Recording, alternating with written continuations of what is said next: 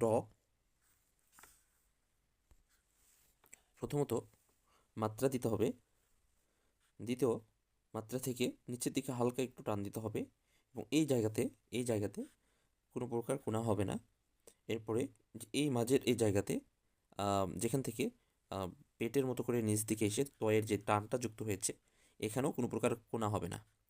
চতুর্থ, এখানে এই যে এই পেটটা দিতে হবে, ত লেখার সময় যেভাবে আমরা এই পেট দিয়ে লিখি এই পেটটা এখানে যুক্ত করতে হবে, তাহলে ড্র হয়ে যাবে। ডাইমন্ড ড্র যদি আমরা নিচে একটি ফোঁটা দিই তাহলে ডাইমন্ড ড্র হয়ে যাবে। রসৌ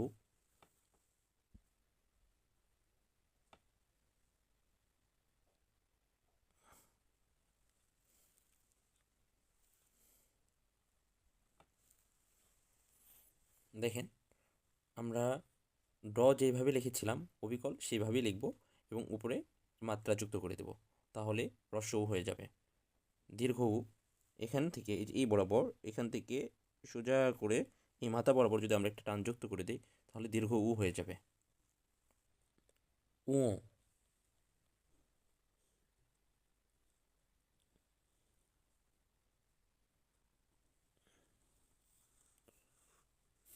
ও দেখেন, এই যে ডয়ের সাথে শুধু উল্টা পেশ যোগ করা হয়েছে, এখান থেকে উল্টা পেশ, ডয়ের সাথে উল্টা পেশ যুক্ত করলেই ও হয়ে যাবে।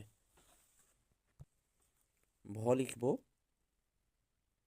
প্রথমে মাত্রা দিতে হবে, মাত্রা এখান থেকে ধয়ের চিহ্ন দিতে হবে, এখান থেকে পরিপূর্ণ তয়ের যে মাত্রা সেটা যুক্ত করে দিতে হবে, তাহলে ভ হয়ে যাবে। প্রথমে এই মাত্রা দিতে হবে, এরপরে দ্বিতীয়ত এইটা ধয়ের যেই মাত্রা আছে উপরে এটা দিতে হবে, এরপর এখান থেকে এটা তয়ের মাত্রাটা যুক্ত করতে হবে, তয়ের যে চিহ্ন সেটা যুক্ত করতে হবে, তাহলে ভ হয়ে যাবে।